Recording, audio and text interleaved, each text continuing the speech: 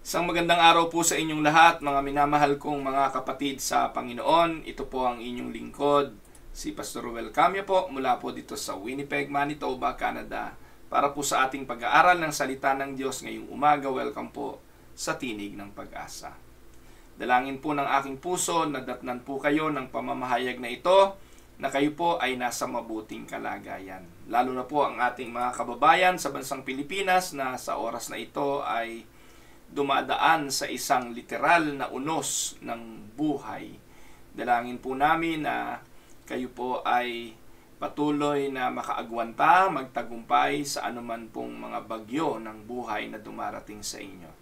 Sa umaga pong ito, o araw na ito, ang ating pong pag-aaralan ay pinamagatan po ng inyong lingkod na Conditions of Discipleship. Ito po'y nanggaling mismo sa bibig ng ating Panginoon. At ito po'y hango sa sulat sa aklat ni Lucas chapter 9 verse 23. Ganito po ang sinasabi.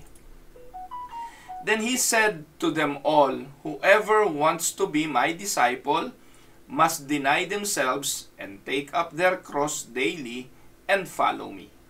Sa isang talatang ito'y nakapaloob ang mga kondisyon ng ating Panginoon sa pagiging disipulo. Minsan ang akala natin ang pagiging isang Kristiyano ay pases lamang para pumunta sa langit. Ang takasan ay ang naglalagablab na parusa ng apoy ng impyerno. Ang pagkakaunawa ng maraming mga tao following Jesus is just merely to be saved. Mga kapatid, atin pong tandaan, ang pagtawag ng Panginoon ay hindi lang para sa kaligtasan, kung hindi sa pagiging disipulo. Ang ibig pong sabihin, pagiging tagasunod ng ating Panginoon. Alam niyo po sa recent studies, napatunayan na 91% ng Amerikano nag-agree with this statement. Ano pong statement? Ang sabi po, the best way to find yourself is by looking within yourself. Most Americans, and not only Americans, but I guess most people believe that the best way to find yourself is by looking within yourself. Meron pong tula na Invictus na sinasabing, I am the captain of my soul. Na dahil ako ang kapitan ng aking buhay, ako ang dapat nasusunod. In other words, if you want to discover who you are and what your purpose is, the place to look is inside your heart. At kung anong laman ng puso mo, sundin mo. Madalas nating naririnig yan. Kung ano dikta ng puso mo, follow it. Follow your heart. Alam niyo po mga kapatid, when I googled the phrase, follow your heart, alam niyo po ba, 13 million results came up. Yan po ang katotohanan. Google niyo po at subukan. Napakarami po nalilitaw ng katagang follow your heart. 13 million results came up, and here are some other common catchphrases that makes up this creed embraced by millions or rather billions of people. Ito po yung gusto ng tao, follow your heart. Kapag hindi ka, hanggat di ka nakakasagasa sa iba, follow your heart. Basta gusto mo, follow your heart. No? Yung ibang term ang ginagamit ay follow or go with your gut. Do what's right for you. Pursue your dreams. Believe in yourself. You do you. You be you. Yun ang mga common catchphrases na sinusundan, mantra ng maraming mga tao. Ano man ang gagawin mo sa buhay, follow your heart. Pero mga kapatid, tama nga po ba na ang sundin natin ay ang ating mga puso? Listen and let us look at the scripture, what the Bible says about following our heart. May warning ba ang Biblia tungkol sa bagay na ito? Ano ba ang sinasabi ng Biblia about the danger of following your heart?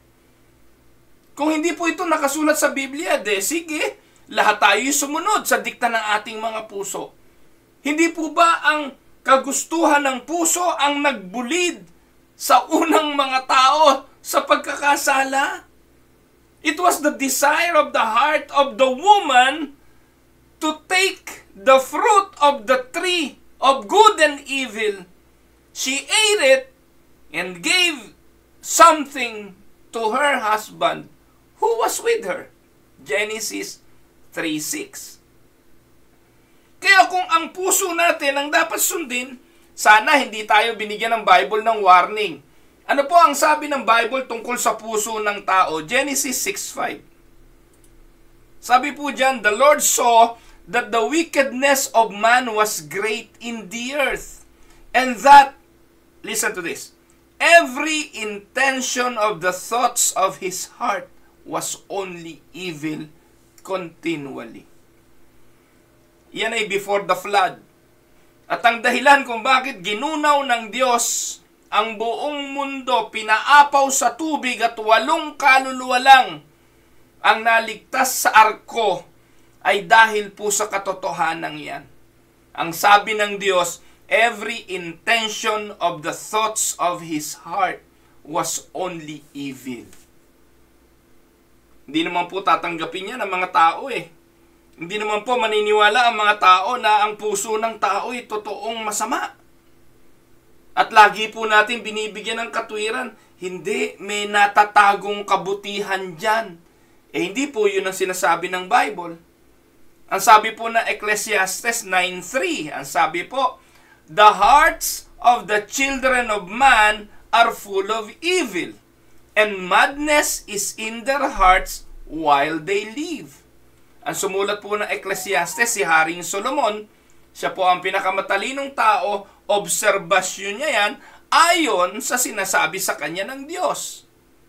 Every intention of the thoughts of his heart was only evil. The hearts of the children of man are full of evil. Now, pumunta tayo sa bagong tipan. Ano sinasabi ng bagong tipan? Jeremiah 17 muna, verse 9, sa Old Testament pa rin. Jeremiah 17 verse 9, the heart is deceitful above all things and desperately sick. Who can understand it? Kaya nga, maging sa tao, may pagtatalo eh. Ikaw mismo, sino number 1 kalaban mo minsan? Yung number 1 mo rin kakampi. Sino yon? Yung sarili mo. Hindi po ba dumarating tayo sa pagkakataon na yung sariling mahal na mahal natin, madalas ito rin yung kaaway natin? Bakit? Kasi hindi natin maintindihan yung puso natin. Isinasadlak tayo nito sa kapahamakan. Ang puso natin nagdadala sa atin sa parusa. Nagdadala sa kapahamakan ng mga bagay na hindi dapat nating ginawa. Most of the time, dinadagukan natin ang ating mga puso sa isang bagay na pinagsisisihan natin bakit natin ginawa. Kasi ang katotohanan, mga kapatid, ang puso ng tao ay mapandaya. The heart is deceitful above all things and desperately sick. Who can understand it? Yan po yung sinasabi ng Bible. Kaya yung mantra, yung idea, yung paniniwala ng marami na follow your heart, do whatever your heart dictates, at kung anong gusto mo, gawin mo, delikadong mantra. At kapag may nagtuturo sa iyo at nagpayo na sundin mo puso mo, isa lang ibig sabihin, dinala ka ng payong yon sa kapahamakan. Kaya hindi nyo maririnig sa akin yon, hindi nyo maririnig sa Tinig ng Pag-asa na ibo-broadcast natin dito at tuturuan kayo na sundin nyo ang inyong mga puso. Because the heart is deceitful, the heart was only evil, and the hearts of the children of man are full of evil. Now, may binabanggit ba sa New Testament tungkol dyan? Kasi puro Old Testament yan.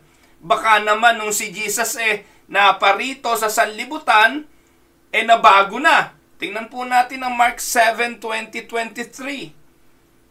Ang sabi po ay, what comes out of a person is what defiles him. Ang lumalabas daw sa tao ang siyang nagpaparumi sa kanya.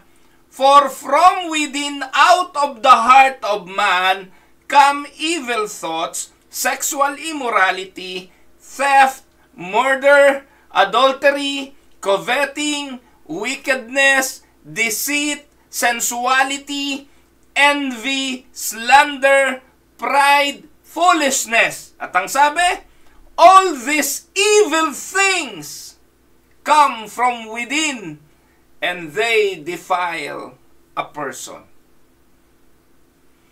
Now, sabihin ninyo sa akin, kung yan ang nababasa natin sa Biblia at yan ang katotohanan na ang puso ng tao'y marumi, makasalanan, mapandaya at masama, is it okay to follow your heart? Ano po ang sabi ni John Bloom? Sabi ni John Bloom, our hearts were never designed to be gods in whom we believe. They were designed to believe in God. Don't believe in your heart. Direct your heart to believe in God. Napakaganda, hindi po ba? Ang ating puso ay hindi dinisenyo para maging Diyos na ating susundin, na ating paniniwalaan. Idinisenyo ang puso para maniwala sa Diyos, manampalataya sa Diyos. Huwag ninyong paniwalaan ang inyong puso. Idirekta ninyo ang inyong mga puso sa paniniwala sa Diyos. Maganda na po. So, in contrast to the pervasive and popular thinking which states life is all about you and me, let us listen to the words of the Lord. Ano bang sinasabi ng Panginoon? Sabi po sa Luke 9:23, He said to all, if anyone would come after me, let him deny himself, take up his cross daily, and follow me. Kung meron mang susundin, hindi ang ating puso, hindi ang ating gusto. Kung ang impulse ng ating laman ang masusunod, mapapahamak po tayo.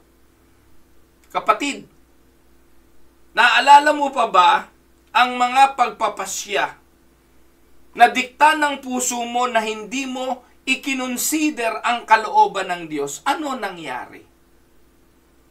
Yung mga desisyon mo sa buhay, sa ministeryo, sa personal mong buhay, sa relationship, sa trabaho, o kahit na ano. Mga desisyon na bunga lang ng dikta ng puso, gusto ng ating mga kaisipan, pero hindi natin kinonsulta ang salita ng Diyos o ang sinasabi ng Biblia. Ano naging bunga nito? Kayo na po ang sumagot. If there is one that we need to follow, if there is one that we need to be dedicated and committed, it is no other than but the Lord. No other than but the Lord Jesus Christ.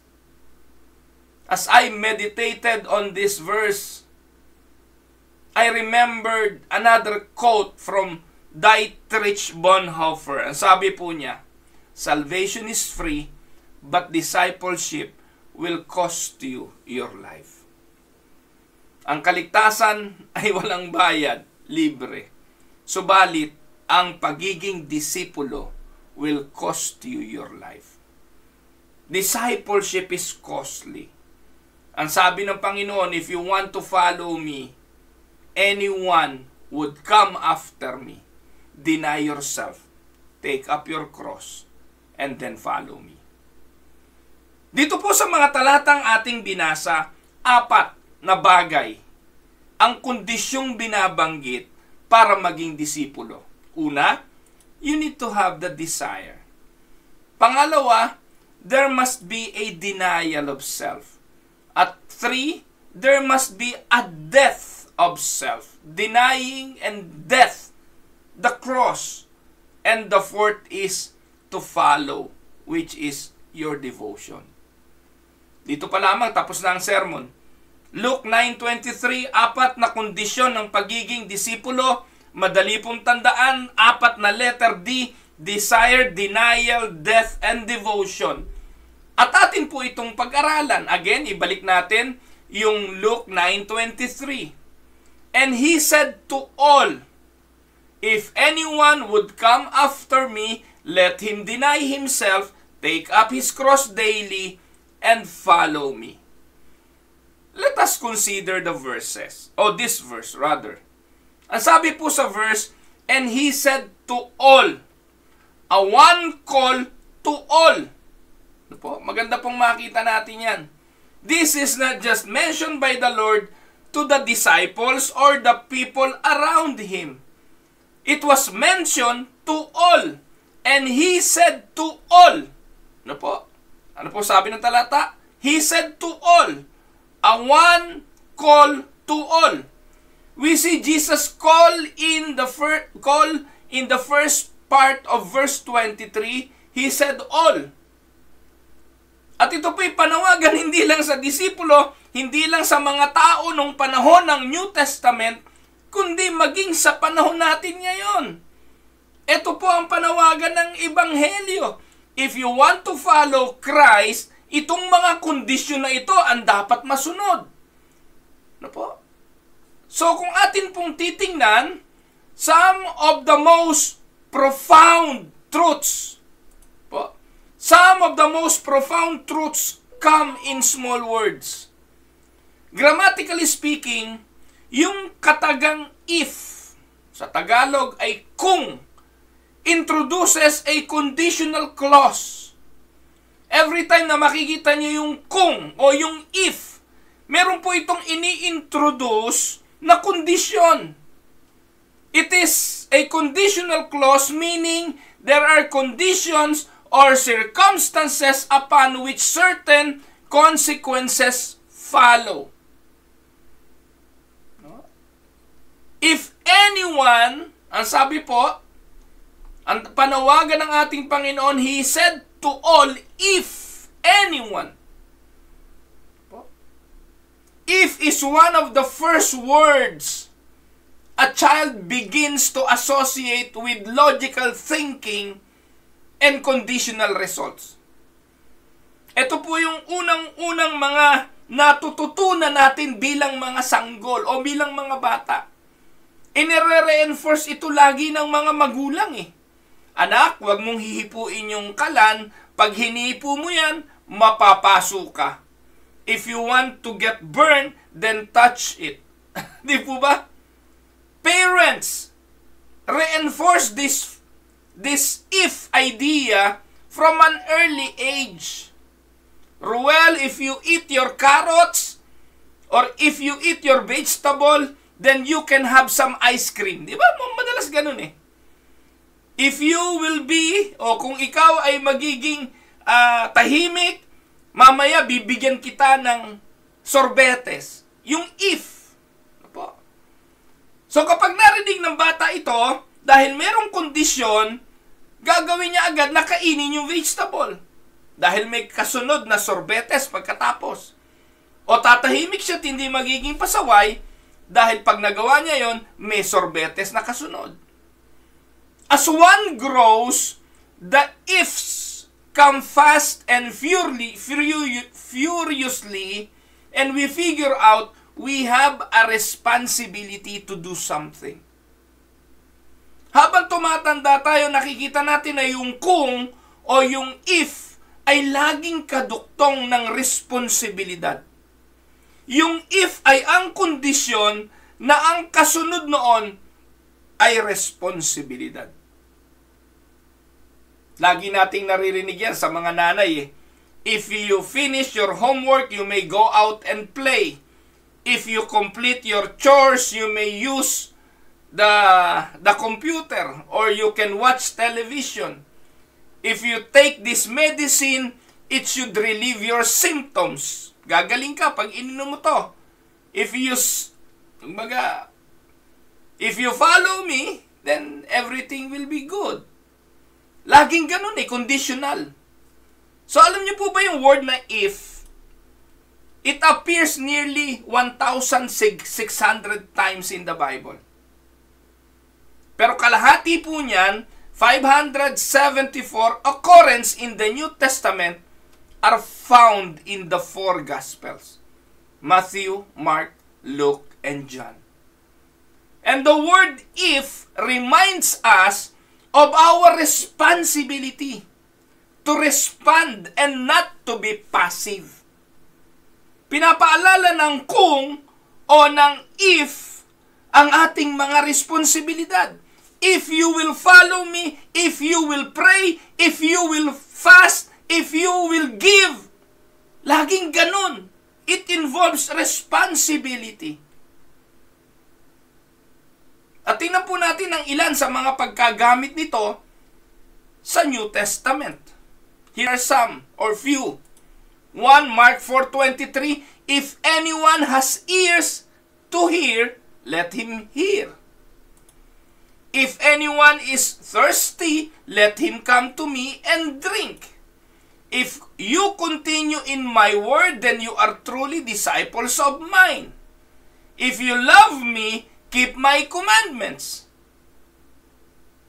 Ano bang ibig sabihin nito? If means we have a choice in the matter of whether or not will make our discipleship matter. Amen, mga kapatid. Kaya po yung binabanggit sa Luke chapter 9:23, sinasabi ito sa lahat. Ikaw at ako na nakikinig ngayon. And he said to all, if anyone. Sino yung anyone? Those whom God has chosen to obey. Those whom God has chosen to hear. Those who are thirsty. Those who has ears. Those who love the Lord. Those who would like to continue in His Word. Sila po yun. At ikaw yun. Kung ikaw'y nakakarinig ngayon dahil meron kang pandinig, may kondisyon ang pagiging disipulo. Kaya kung ikaw ay nagsasabing Kristiyano ka, pagkatapos yung mga kondisyon na ito, ay hindi naman nasusumpungan sa buhay mo, may malaking problema. Baka nainganyo ka lang noong mga nagpataas ng kamay, pinasunod ka sa isang panalangin kinabisado, pagkatapos pinangakuan ka at sinabing born again ka na, ikaw ay ligtas na, ikay Kristiyano na, tapos na. Hindi ganun eh. Dahil dito po, sa sinasabi ng Panginoon, ang pagiging tagasunod, ang pagiging disipulo, may kondisyon. Now, let us look at the condition. Let us go to the first condition. Condition that demand from being a disciple. 1, you must have the desire. The first condition is a person must desire to be a disciple. Sabi ng talata, if anyone would come after me, if anyone would come, hindi naman lahat ay susunod. Tama po ba mga kapatid? Tandaan po ninyo, sa mga sumunod sa Panginoong Jesucristo, iba't ibang uri ng tao yon. May sumunod dahil lamang sa pagkain, dahil siya nagpakain ng 5,000 lalaki sa pamamagitan ng 5 tinapay at 2 isda. They followed Jesus because of that, and they wanted to make Him king dahil ipoprovide ni Jesus ang lahat ng kanilang pangangailangan. Kabilang ka ba doon? Na sumusunod dahil lang sa pagpapala, sumusunod dahil sa pangako na ginhawa sa buhay, na magiging hayay-hayang buhay if you follow Christ. So if anyone would come after me, panawagan ito. Panawagan din ito kay Judas na kasakasama, sumunod, pero ang intensyon ay ang supot at lagayan ng pera ng mga alagad. May mga sumunod din doon na mapag-alinlangan pa. May mga sumunod doon, hindi naman mga perpekto. Iba't iba ang sumusunod. Kaya po mga kapatid, the heart of the matter is a matter of the heart. Yung phrase na would come is the idea of intentionality, and it involves an act of the will. Someone said we become what we desire. This can be translated as desires and wish. We become what we desire. So if you desire to follow Christ, you will become like Christ. Amen? If you follow Christ and you desire Him, you desire His words, you desire to be a disciple, then you will become a disciple. Sabi nga po, in order to walk with Jesus, first, you must want to walk with Him. Sabi ng King James Version, whoever desires to come after me. Desire ang term na ginamit. Sa New American Standard, if anyone wishes ang ginamit. Pero sa New Living Translation, if any one of you wants to be my follower. Kaya, yung tatlong bagay na yan eh. Tatlong translation magkakaiba, pero it boils down to a matter of the heart. Desire, wishes, and wants. Those are the things of the heart. This was not a secret teaching for a select few. Tandaan po ninyo, hindi po ito sikretong turo para sa iilan. In fact, this call of Jesus goes out to everyone and to anyone. Even to the curious crowd, those nearby, to the committed core, to the 11, and even to the one who is a counterfeit, Judas. And these three groups are still present today. There are those who are claiming, saying that they are believers, followers, disciples of Christ. Pero maaaring curious crowd lang, maaaring kabilang sa grupo ni Judas, o yung iba ay mga imperfect disciples na nasa proseso pa ng pagmolde ng Panginoon. And take note, hindi pa naman tapos ang Diyos sa marami sa atin. Some of you are curious about Christ, many others are committed to Him, but few have counterfeit faith like Judas. But notice, Jesus gives the same message to each of these groups.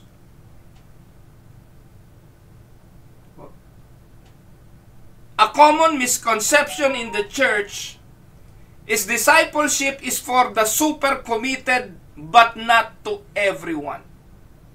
Ito yung common misconception eh. Kaya yung mga pastor ewan ko kung tinatamad lang mag-disciple o hindi alam mag-disciple o hindi naiintindihan na ang pagdi-disciple ay para sa lahat. At responsibilidad ng pastor na turuan ang lahat.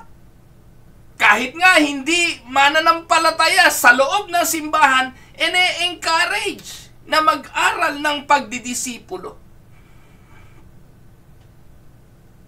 Dahil hindi naman natin kilala. Si Jesus, kilala niya kung sino counterfeit. Kilala niya kung sino ang mga hindi totoo. Tayo hindi. Kilala mo ba, kapatid na pastor, kung sino ang magpapatuloy dyan sa mga yan? Kilala mo ba kung sino talaga ang totoo sa mga yan? Hindi. Kaya ang duty natin ay talagang magturo lang na magturo. Yakagi ng mga tao, yakagi ng mga miyembro, yung mga nasa loob ng simbahan na lumakad kasama ang Panginoon. Or else, maraming mga pastor, sa halip na magturo, siya na lang ang gagawa ng lahat. Na siya na lang magpaparusa sa kanyang sarili, siya na lang ang magaling, siya na lang ang mahusay, na ayaw ipagkatiwala sa iba. Tandaan niyo po mga kapatid, kapag tumagal ka sa simbahan at wala kang nadisipulo, wala kang nagawang kamukha mo. Sabi nga ni Pablo, follow me as I follow Christ. Kaya si Pablo, nagkaroon siya ng Bernabe, nagkaroon siya ng Tito, nagkaroon siya ng Timoteo. May mga Aquila, Priscilla, mga taong sumunod sa Panginoon sa example ni Apostol Pablo. Ganoon po ang pagiging disipulo. May mga taong mayroong desires. Naalala niyo po ba mga kapatid nang tinawag ng Panginoon ang kanyang mga alagad? Nangingisda, tinawag niya, iniwanan ng lambat, sumunod. They have the desire. Hindi nila naiintindihan nung una, but they have the desire.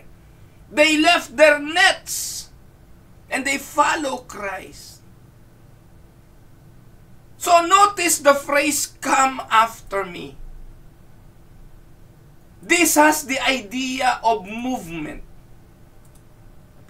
The idea is to move. After me, come after me. This has the idea of movement, of lining up behind the Lord, following wherever He goes. Kaya bilang disipulo, kung sinasabi mong disciple ka ni Jesus, tanong, sino sinusundan mo? Si Uriel Balano? Na kung ano-anong mga kabulastugan ang pinagtututuro? Na unbiblical ang approach sa Bible? Hindi proper interpretation of the Scripture? Ito ba mga sinusundan nyo? Ang sabi po, come after me. Lining up behind Jesus. Following His words wherever He goes. We don't walk in front of Him and ask Him to catch up with our ways and wishes. No, we get behind Him, so we walk where He walks. We walk after Him, not ahead of Him. Amen?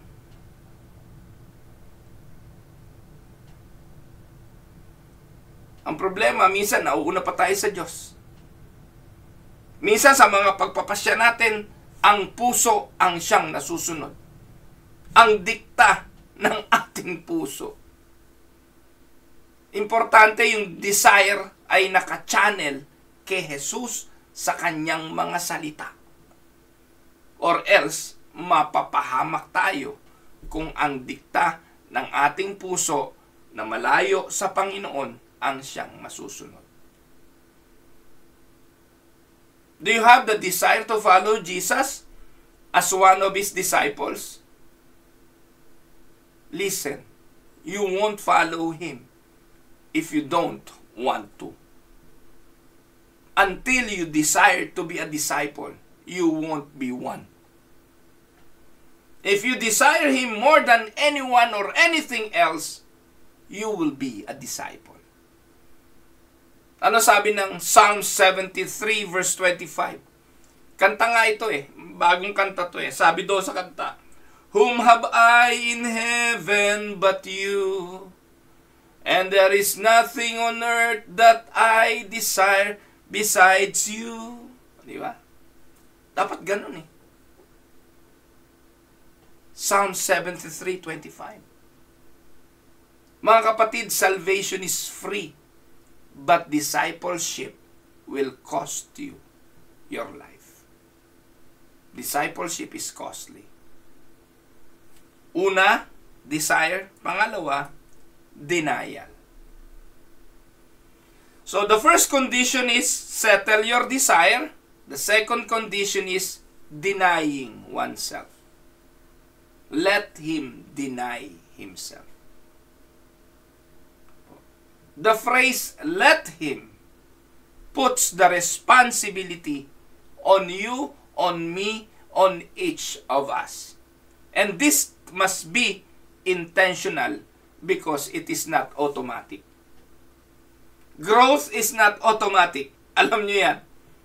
Wala pong biglang automatic na lalago. Kailangan ng TLC, tender loving care. Kaya kailangan ng pagsunod. Denying of oneself. Everything within us screams against surrendering in this way. To deny implies a firm refusal. And this is the same word which describes Peter denying Jesus. Kailangang i-deny natin ang ating mga sarili bilang pagsunod. Ibig sabihin yan, hindi na si Ruel ang masusunod, kundi si Jesus na ang masusunod sa aking buhay.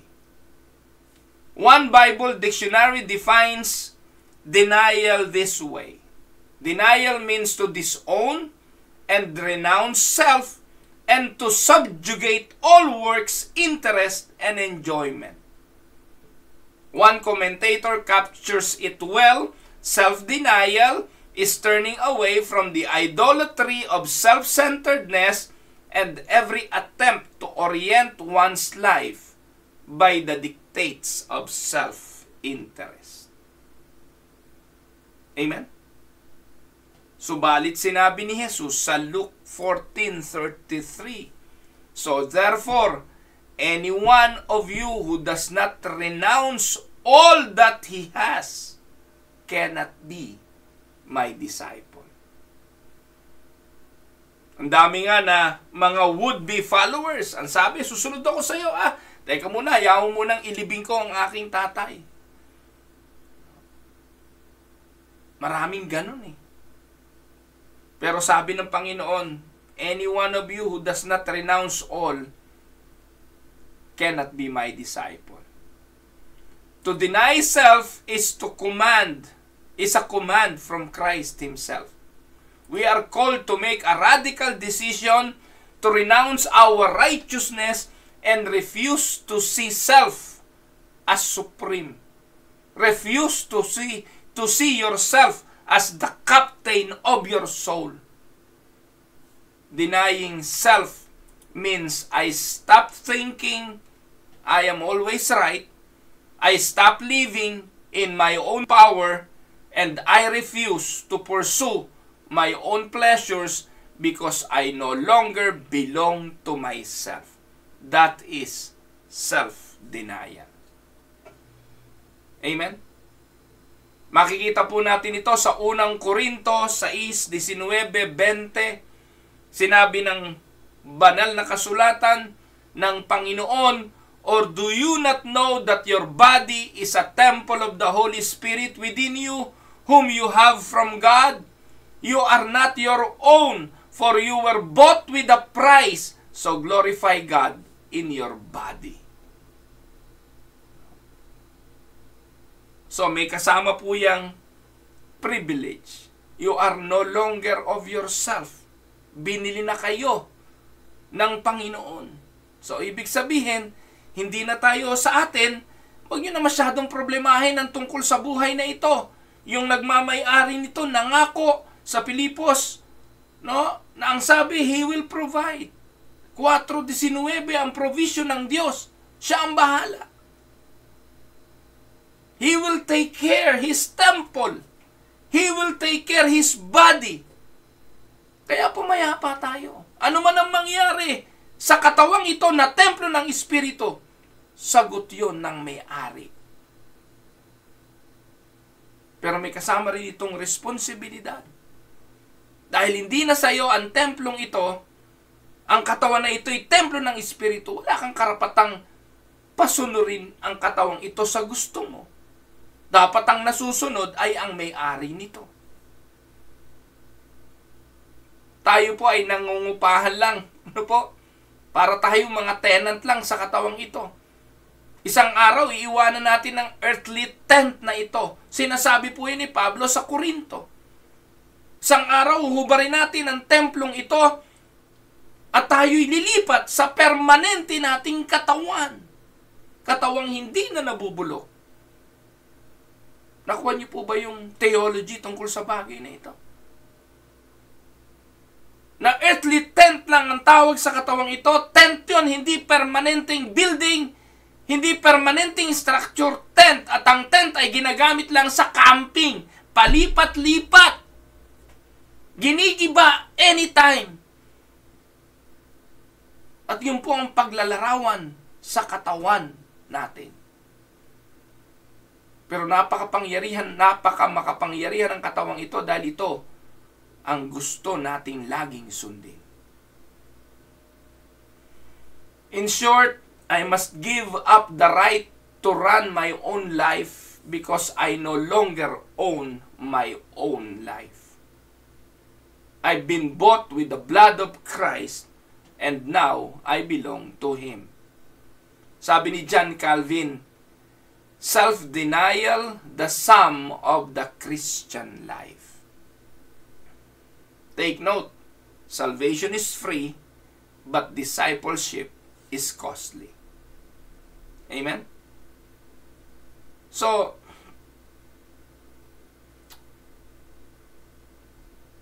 if there is one thing that we need to learn, mga kapatid, is the idea that we need to continuously deny ourselves.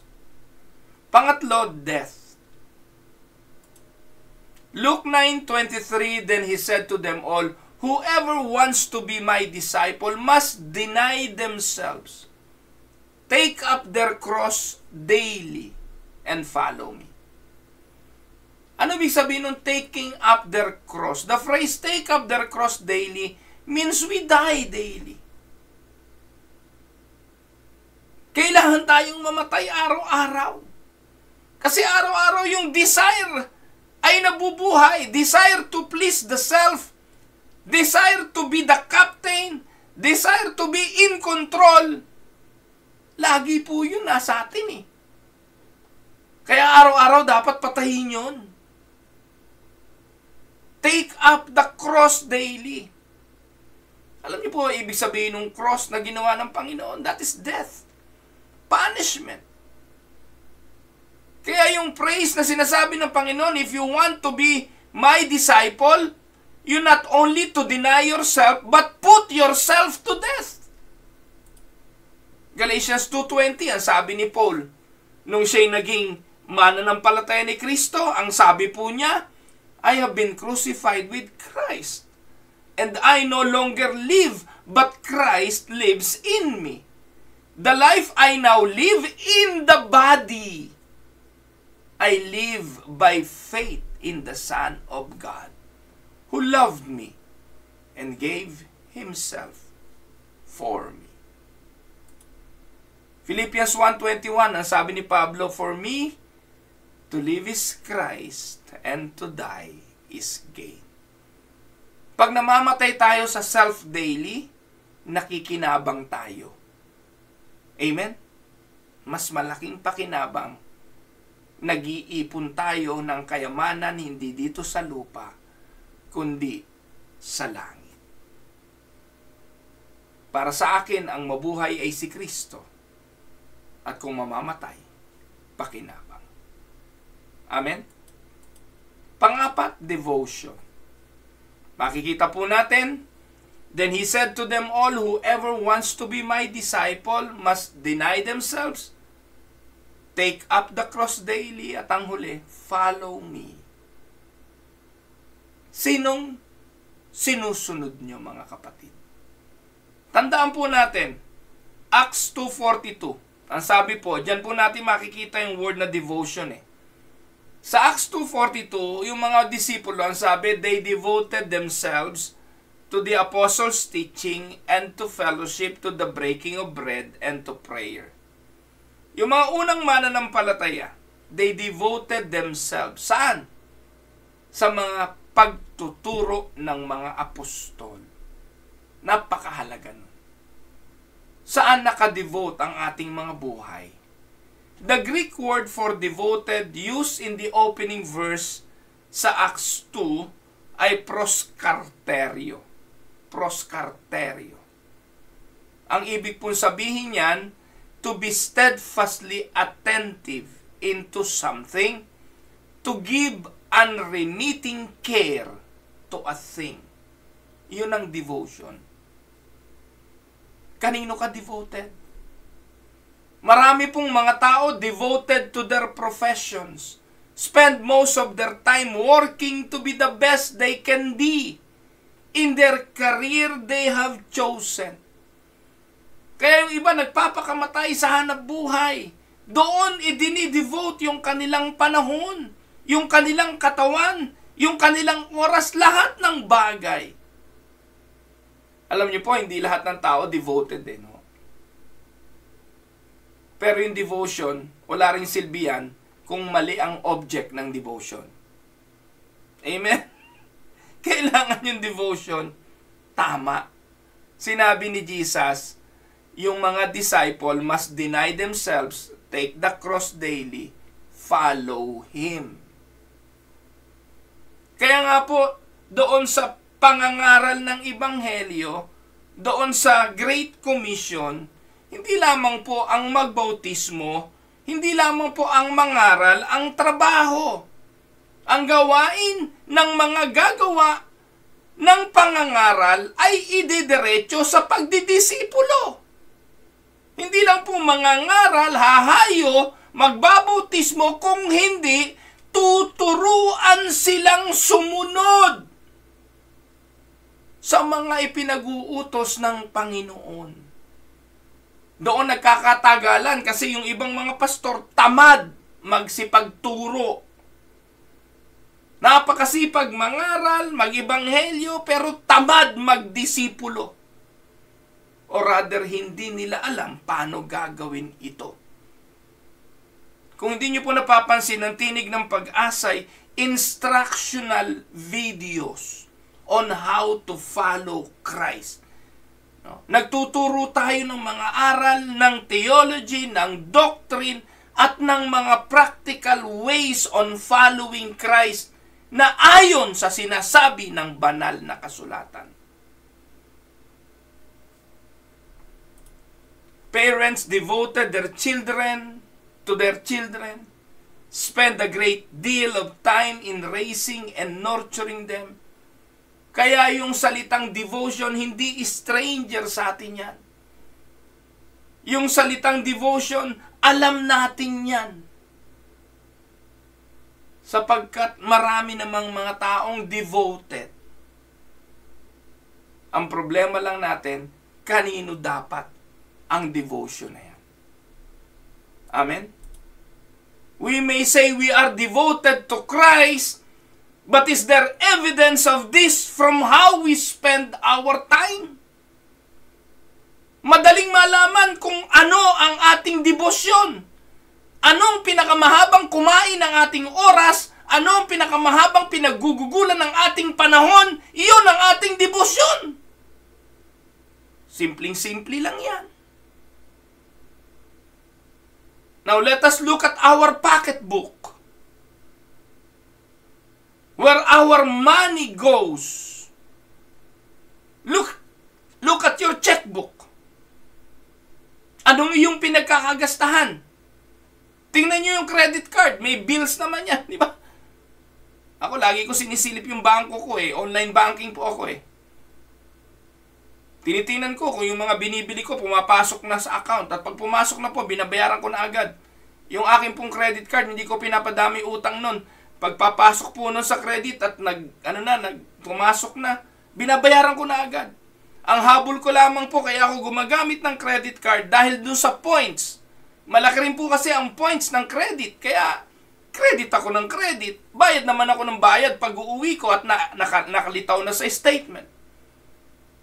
Pero yung mangungutang na walang kasiguruhang pambayad, naku, hindi ko po yung trabaho, hindi ko po yung gawain. Yung mga impulsive buying, hindi ko po yung gawain. Kaya madaling makita po mga kapatid sa pinagkagastahan ng tao kung anong devotion niya Madaling makita kung saan mo dinala yung pera mo. Doon mo malalaman ang devotion ng tao. Kaya minsan, ubod ang hirap natin magbigay sa simbahan Yung ating ikapu na dapat naman sa Panginoon, hirap na hirap tayong bitawan. Bakit? Pakiramdam natin ating lahat yan Tapos sasabihin mo, disciple ka? Sasabihin mo, follower ka ni Christ? Nasaan ang ebidensya? Sensya na kayo kung nasasaktan po kayo mga kapatid. Pwede namang mag-skip kayo at pumunta na lang kayo doon kay Oriel Balano, nabubulahin lang kayo ng bubulahin. Yun ang panoorin nyo kung gusto nyo. Hindi po tayo nagpaparami ng tagapakinig. Nagtuturo po tayo ng salita ng Diyos. At ang salita ng Diyos, masakit, kapatid. Dahil ating mga puso ang kailangang ituwid at itama nito. We practice spiritual disciplines so we may experience a more intimate relationship with God. Church attendance, reading scripture, and prayer are the most obvious ways in which we develop that relationship. Sasabihin mong follower ka ni Christ, sasabihin mong disciple ka ni Christ, sasabihin mong papunta ka sa langit, prayer meeting lang, di ka makapunta. Mga kapatid, minsan matatawa ka na lang sa mga kaipokrituhan, hindi ng mga nasa labas ng simbahan, kung hindi yung mismong nasa loob nito. Believers in the early church, however, had only the Old Testament scrolls and depended on the teaching of the apostles to learn from them. Ganun sila ka-devoted. Kaya yun po yung 4 na kondisyon. Desires, denial, death, and devotions. Yun ang mga bagay na mahalaga. A devoted relationship with Jesus Christ is the condition of discipleship. As our relationships with Him deepens, we will find ourselves longing to linger with Him in prayer and to pray without ceasing. This involves a perpetual awareness of Christ's presence and bringing Him into every aspect of our lives.